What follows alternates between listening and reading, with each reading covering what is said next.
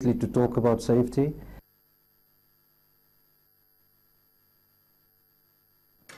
All right, so that's it. Reactions, of course, during that break you had the reaction of Michael Clark, and of course Lovat also reacting to the very tragic death of Phil Hughes, the Sri Lankan cricketer who passed on after an injury doing what he loved to do. All right, but let's bring you into all of this and let's get your own thoughts around all that we've talked about so far. If you're watching us for the first time, you can reach us and be a part of what we're doing on the program tonight via those platforms showing on your screen, on Facebook, channels, iPhone Sports, and if you want to follow us via Twitter at channels_sports at Tony These handles are active. We will read your comments real time as we get them. But talk to us about all of this. And if you are a lover of cricket, what ways, what would you want us to do? What would you want cricket to do to prevent accidents like these in the future? We'd like to hear from you. Talk to us on Sport Tonight and let us get along on the show together this very beautiful Thursday. All right, gentlemen, before we go on a break, let's now look into the future.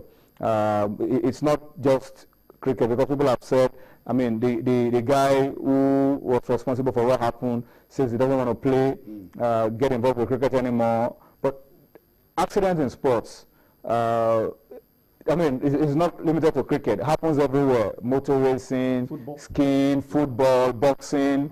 American football. I mean, you have a long list. Basketball. Yeah. There will always be freak accidents in sports. I saw just recently Gilles Zapiapo, an Ivorian footballer, received one tackle, but he suffered 5 injuries. Ruptured anterior cruciate ligament, ruptured the posterior cruciate. 5 different injuries from one tackle. The player in question claimed that he didn't do it on purpose, but these things happen. I've seen basketballers who tried to make a dunk and upon landing completely shattered their fibula. We've seen something also happened in the Formula 1 season early this season, where one of the drivers spun off the track and collided with one of the vans that was supposed to be providing support on the track. So these things happen, and they will always, and in properly run sports, there will always be reviews of processes, of safety measures and features in order to ensure that these are reduced to the barest minimum. And that is everything that we can only hope for. Sports will continue, but at junctions like this, we would like to commiserate with the families of those who have been affected, especially the dearly departed, and also the young man who is currently feeling the burden of guilt of having inadvertently killed a fellow man. And that is why, you can be indemnified in this kind of thing. It was sports, it was not manslaughter, it was not premeditated murder. So, but we just like to see greater safety features put in place to protect not only the athletes, but also even fans, because at times, these balls come into the crowd. Yeah, they do. Austin, you follow cricket a lot, and you've been trying a lot to project cricket in Nigeria. It's key for us to also begin to take things, don't take things for granted in Nigeria, where we don't have the kind of first aid that even feel hard, and so we need to do a lot more. I must tell you that the last time I went out to do a cricket special report at the National Stadium, I was particular about the gears. Aside the gears, I was asking the guys, come on, you're hitting the balls around, you're swinging bats. I can't see any first aid. Very, very important that when they come out as a safety, which is what the South African chief was trying to emphasize, it even goes beyond the helmet.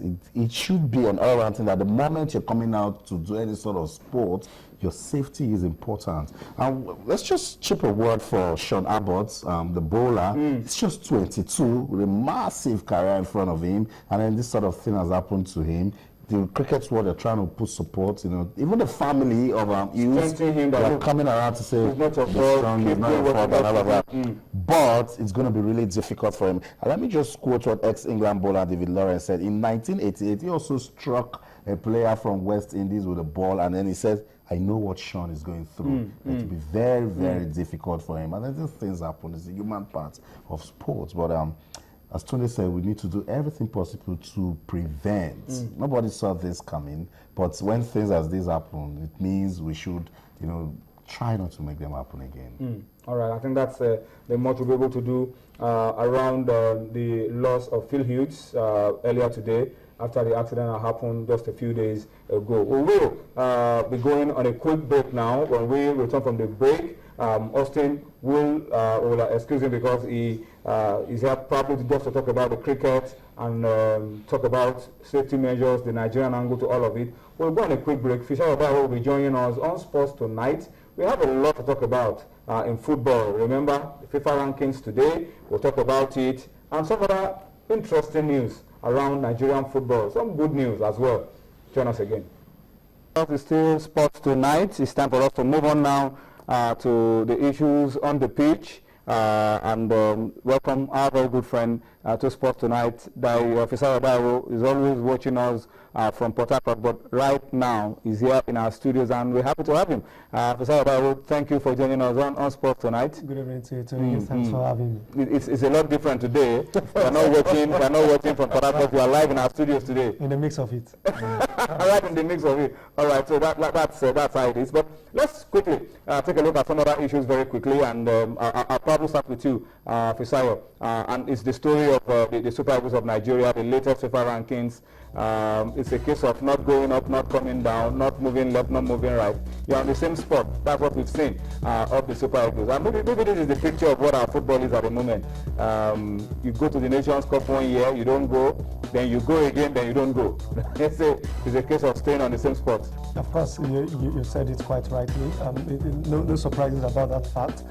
We were in this same position last month, and we won against Congo in point now, but they were ranked way behind us, and of course South Africa also behind us. They drew against us there in Rio, so it's no surprise that we remain in that same position. And just like rightly put it, it's just a summary of what has befell in our football in the past couple of years. Okay, Africa's top 10. Tunde, Algeria, easily the best African team at the moment, but look at Tunisia, they're number 2 right now. The Elephants of Cote d'Ivoire number 3, Senegal 4, Ghana 5. The Ghanaians are also sliding down. Guinea 6, Cape Verde 7, Morocco 8. Oh, the Super Eagles of Nigeria keeping 9th place. Mali completing the top 10 for Africa. Let's look at what it looks like. Cameroon is. Cameroon 8, I beg your pardon.